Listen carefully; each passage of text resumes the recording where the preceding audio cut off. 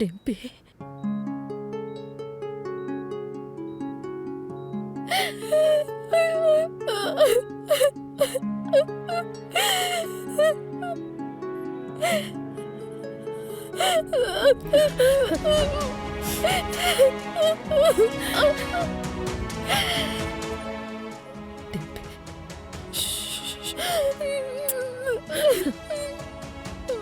Ma'am, ಜೀವನದಲ್ಲಿ ಇವತ್ತಿನವರೆಗೂ ಒಂದು ಕ್ಷಣನೂ ಹೀಗೆ ಅನ್ಸಿರ್ಲಿಲ್ಲ.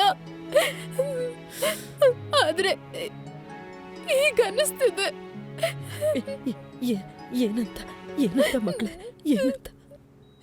ಯಾಕೆ ನಾನು ಹೆಣ್ಣಾಗಿ ಹುಟ್ಟಿದೆ ಅಂತ.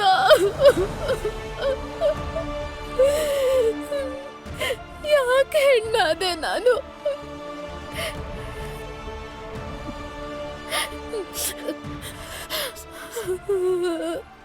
ಇವತ್ತು ಮೊದಲನೇ ಸಲ ದೇವ್ರ ಮೇಲೆ ಕೋಪ ಬರ್ತಿದೆ ನನಗೆ. ನನ್ನನ್ನು ಹೆಣ್ಣಾಗಿ ಯಾಕೆಲ್ಲ ಕಳಿಸ್ದ ಅಂತ.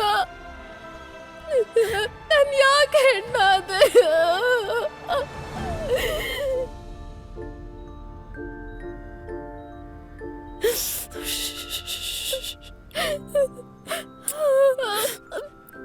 ಡಿಂಪಿ, ಡಿಂಪಿ, ನೀನ್ ಯಾಕೆ ಹೆಣ್ಣಾದೆ ಅಂತ ನೀನ್ ಕೇಳ್ಬೇಡ. ನೀನ್ ಕೇಳ್ಬೇಕಾಗಿರೋದು ಆ ದರಿದ್ರದವನು ಮನುಷ್ಯ ಯಾಕಲ್ಲ ಅಂತ. ಸಾರಿ ಸಾರಿ ಸಾರಿ ಸಾರಿ ಸಾರಿ, ನಾನು ಅವ್ರನ್ನ ತಡೆಯೋಕ್ಕಾಗಲಿಲ್ಲ.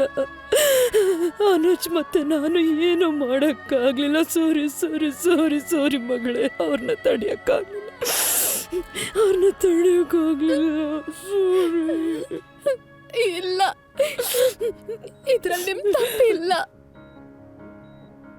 ಇಲ್ಲಿ ಕೇಳ ಮಗಳೇ,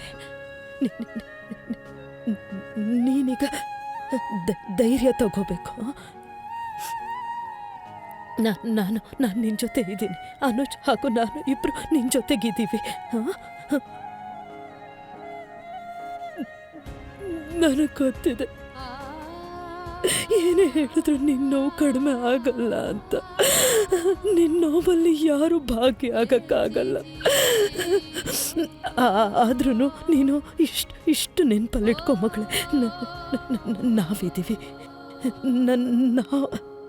ನಾವು ನಿನ್ನ ನೋವನ್ನು ಹೋರಾಟದಲ್ಲೂ ನಾವಿರ್ತೀವಿ. ನಿನ್ನ ಜೊತೆಗೆ ಇರ್ತೀವಿ ನಾವು.